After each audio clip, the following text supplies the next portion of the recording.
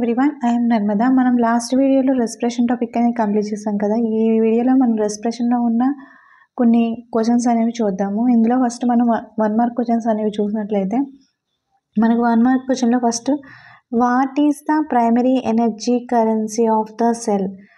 Energy currency of the cell అని అడుగుతున్నాడు. ఏంటి energy currency of the cell? ATP అని చెప్పొచ్చు. మనం ఎడినోసిన్ ట్రైఫాస్ఫేట్ అనేది ఎనర్జీ కరెన్సీ ఆఫ్ సెల్ అని చెప్పొచ్చు. నెక్స్ట్ సెకండ్ క్వశ్చన్ చూసినట్లయితే, where does the break down of glucose into pyruvate occurs in the cell? ఎక్కడ మనకి గ్లూకోజ్ అనేది పైరువేట్ కింద బ్రేక్ డౌన్ అవుతుంది అని అడుగుతున్నాడు. ఏ ప్లేస్, సెల్లో ఏ ప్లేస్లో అక్కడ గ్లూకోజ్ అనేది బ్రేక్ డౌన్ అవుతుంది, పైరువేట్ కింద ఫామ్ అవుతుంది అని అడుగుతున్నారు.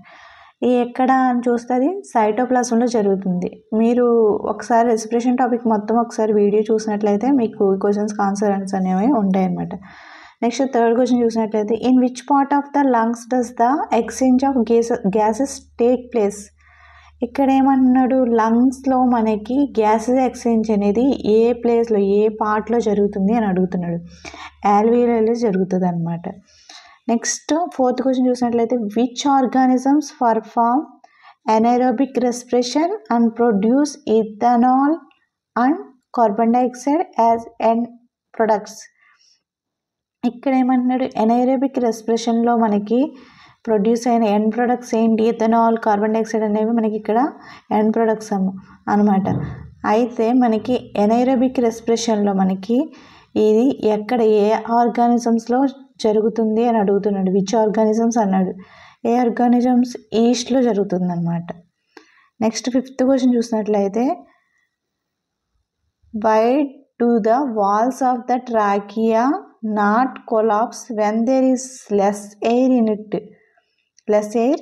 ఇట్? ఇక్కడ ఏమంటున్నాడు, ఈ క్వశ్చన్లో చూసినట్లయితే మనకి ట్రాకియాలో ఉండే వాల్స్ ఎయిర్ తక్కువగా ఉన్నప్పుడు ఆ ట్రాకియా ఎందుకు కొలాప్స్ అవ్వటం లేదు? Why do the walls of the trachea walls అనేవి ఎందుకు కొలాప్స్ అవ్వట్లేదు తక్కువ ఎయిర్ వచ్చినప్పుడు? అంటే ట్రాకియా అనేది మనకి ముడుచుకుపోవట్లేదు అన్నట్టు అడుగుతున్నారు అనమాట. ఎందుకు అని చూసినట్లయితే ఇక్కడ మనకి the supported she shaped cartilages, ఇక్కడ మనకి షీ షేప్డ్ రింగ్స్ అనేవి ఉంటాయి ట్రాకియాలో. అవి ఏం చేస్తాయంటే ఈ ట్రాకియాకి సపోర్ట్ అనేది ఇస్తాయి అనమాట, అది ఓపెన్గా ఉండడానికి, క్లోజ్ అవ్వకుండా ఉండడానికి. అందువల్ల ఆ వాల్స్ అనేవి మనకి కొలాప్స్ అనేవి అవ్వ అనమాట. నెక్స్ట్ సిక్స్త్ క్వశ్చన్ చూసినట్లయితే what are the products obtained by anaerobic respiration in muscles during the vigorous exercise? మనకి ఏం ప్రొడక్ట్స్ అనేవి ఎనైరోబిక్ రెస్పిరేషన్లో మజిల్ డ్యూరింగ్ విగరస్ ఎక్సర్సైజ్ అనేది ఎక్కువగా చేసినప్పుడు ఎనైరోబిక్ రెస్పిరేషన్లో మనకి ఏ ప్రొడక్ట్స్ అనేవి ఏర్పడతాయి అని అడుగుతున్నాడు.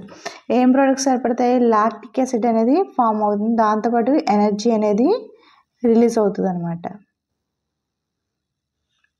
ఓకే, నెక్స్ట్ సెవెంత్ క్వశ్చన్ చూసినట్లయితే, how is carbon dioxide transported in human beings? Carbon dioxide అనేది హ్యూమన్ బీయింగ్స్లో ఎలా ట్రాన్స్పోర్ట్ అవుతుంది అని అడుగుతున్నాడు. డిజాల్వ్ స్టేట్లో అనేది ట్రాన్స్పోర్ట్ అవుతుంది అనమాట. Eighth question, name the tiny force in plants leaves throw which gases exchange occurs? ఇక్కడ ప్లాంట్స్లో మనకి గ్యాసెస్ ఎక్స్చేంజ్ అనేది ఎక్కడ జరుగుతుంది అని అడుగుతున్నారు.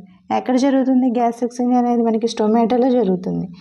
నైన్త్ క్వశ్చన్ చూసినట్లయితే, which substance turn lime water milky when air is blown in to form the mouth? మనం ఏ ఎయిర్ అందులోకి వదలడం వల్ల మనకి ఇక్కడ లైమ్ వాటర్ అనేది మిల్కీకి మారింది? కార్బన్ డైఆక్సైడ్ వాడడం వల్ల. నెక్స్ట్ టెన్త్ క్వశ్చన్ చూసినట్లయితే name the respiratory pigment in హ్యూమన్స్లో రెస్పిరేటరీ పిగ్మెంట్ అనేది ఏంటి అని అడుగుతుంది. రెస్పిరేటరీ పిగ్మెంట్ ఏంటి అంటే haemoglobin is the respiratory pigment అనమాట. నెక్స్ట్ 2 మార్క్ క్వశ్చన్స్ చూసినట్లయితే 2 మార్క్స్ క్వశ్చన్స్లో, what is aerobic respiration? Where does it occur in living cells? Aerobic respiration అంటే ఏంటి? ఇది లివింగ్ సెల్స్లో ఎక్కడ జరుగుతుంది అని అడుగుతున్నారు. ఇది 2 మార్క్స్ క్వశ్చన్ అనమాట. నెక్స్ట్ ఏరోబిక్ రెస్పిరేషన్ అంటే ఏంటి అని కూడా అడగవచ్చు. సెకండ్ క్వశ్చన్ చూసినట్లయితే, what is anaerobic respiration? Name an organism that uses this mode of respiration. ఇక్కడ ఎనైరోబిక్ రెస్పిరేషన్ అంటే ఏంటి అంటున్నాడు. అలాగే name and organism.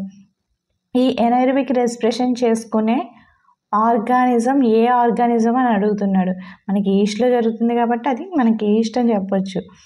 Third question చూసినట్లయితే what are the end products of aerobic and anaerobic respiration in humans.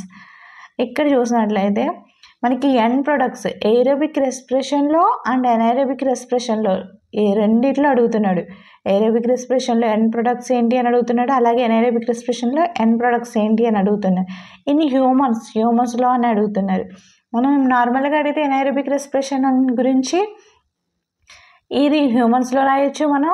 Next fermentation process ఉంది కదా, so అది కూడా ఎనైరోబిక్ రెస్పిరేషన్కి వస్తుంది, అది కూడా రాయాల్సి ఉంటుంది. కానీ ఇక్కడ మనం ఓన్లీ హ్యూమన్స్లో అడుగుతున్నాడు కాబట్టి మనకి ఎనైరోబిక్ రెస్పిరేషన్ మజిల్ సెల్స్లో జరుగుతుంది కదా, అది రాయాల్సి ఉంటుంది. ఇక్కడ ఎండ్ ప్రొడక్ట్స్ కూడా చూసినట్లయితే ఏరోబిక్ రెస్పిరేషన్లో మనకి ఎండ్ ప్రొడక్ట్స్ ఏమి ఏర్పడతాయి, కార్బన్ డైఆక్సైడ్, వాటర్ అవి ఫామ్ అవుతాయి, ఎనర్జీ రిలీజ్ అవుతుంది అలా. ఓకే, ఎండ్ ప్రొడక్ట్స్ చూసుకోండి.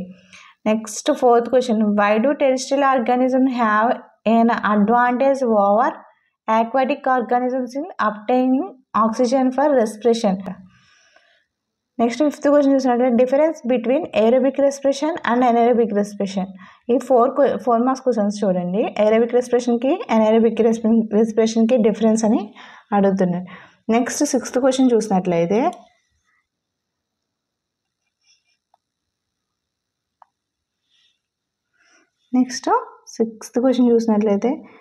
Explain the process of gases exchange between alveoli and blood capillaries and then between blood capillaries and body tissues. ఇక్కడ మనకి గ్యాస్ ఎక్స్చేంజ్ ఆల్వియోలైకి నెక్స్ట్ బ్లడ్ క్యాపిలరీకి మధ్యలో, నెక్స్ట్ బ్లడ్ క్యాపిలరీస్కి నెక్స్ట్ బాడీ టిష్యూకి మధ్యలో ఎలా జరుగుతుంది అనేది ఇక్కడ క్వశ్చన్ అనమాట. Next seventh question, explain with the help of an experiment that carbon dioxide release during respiration. ఇక్కడ మనకి కార్బన్ డైఆక్సైడ్ రిలీజ్డ్ ఎక్సలేషన్ ఎయిర్లో మనకి కార్బన్ డైఆక్సైడ్ రిలీజ్ ఎక్స్పెరిమెంట్ ఉంది కదా, ఒకసారి రెస్పిరేషన్ టాపిక్కి వెళ్ళి యాక్టివిటీ ఉంటుంది చూడండి. సో ఆ యాక్టివిటీలో మనకి కార్బన్ డైఆక్సైడ్ ఎలా రిలీజ్ అవుతుంది ఏంటనేది ఉంటుంది. ఇది ఒక experiment question. Using lime water, ఇక్కడ మనం లైమ్ వాటర్ అనేది యూజ్ చేస్తున్నాం అనమాట. సో ఇది సెవెంత్ క్వశ్చన్, ఇది 4 మార్క్స్. ఎయిత్ క్వశ్చన్ చూసినట్లయితే explain the different ways in which glucose is oxidate to prove energy in various organisms. ఇక్కడ ఏమంటున్నాడు, explain the different ways, glucose అనేది ఆక్సిడేషన్ ఎలా అవుతుంది, ఎనర్జీ ఎలా రిలీజ్ అవుతుంది అనే దానికి మనకి కొన్ని ఆర్గానిజమ్స్లో జరిగింది కదా, aerobic, anaerobic in muscle cells. Aerobic respiration గురించి రాయమంటున్నాడు. నెక్స్ట్ ఎనైరోబిక్ ఇన్ మజిల్ సెల్స్లో ఉన్న ఎనైరోబిక్ రెస్పిరేషన్ రాయమంటున్నాడు. అలాగే ఎనైరోబిక్ ఇన్ ఈస్ట్లో ఇలా డిఫరెంట్ వేస్లో, అంటే మనకి మొత్తం ఈ టోటల్ ఈక్వేషన్ ఉంది కదా, అది షార్ట్లో ఉంది, ఒకసారి చూడండి. ఆ ఈక్వేషన్ మొత్తం వేసి మనం ఇక్కడ రాయాల్సి ఉంటుంది. యాక్చువల్గా చూసినట్లయితే ఏరోబిక్కి కానీ ఎనైరోబిక్ రెస్పిరేషన్ అలాగే ఆల్కహాల్ ఫెర్మెంటేషన్ దేనికైనా మీరు రెస్పిరేషన్లో ఖచ్చితంగా అడిగితే దానికి కంపల్సరీ ఈక్వేషన్ వేసారనుకో, ఈక్వేషన్ బట్టి మనకి ఫుల్ మార్క్స్ పడే అవకాశం అనేది ఉంటుంది. సో అది ముందు కాన్సెప్ట్ అనేది అర్థం చేసుకొని ఆ ఈక్వేషన్ అనేది ప్రాక్టీస్ చేసి బట్టి పట్టకుండా ఆ ఈక్వేషన్స్ అనేవి ఈజీ మెథడ్లో అర్థం చేసుకొని రాస్తే ఫుల్ మార్క్స్ పడే అవకాశం అనేది ఉంటుంది అనమాట. నెక్స్ట్ 8 మార్క్స్ క్వశ్చన్ చూసినట్లయితే 9th question, draw a neat label diagram of the human respiratory system and explain the pathway of air from the nostrils to alveoli. ఇక్కడ 8 మార్క్స్లో మనం ఏమన్నాడు, diagram, human respiratory system diagram అడిగాడు. Next explain the pathway of air from nostrils to alveoli. ఇక్కడ air అనేది ఎలా pass అవుతుంది, nostril నుంచి ఆల్వియోలై వరకు ఎలా పాస్ అవుతుంది అనేది ఇక్కడ అడుగుతున్నారన్నమాట. దాని గురించి రాసి నెక్స్ట్ డయాగ్రామ్ అనేది కంపల్సరీ వేయవలసి ఉంటుంది.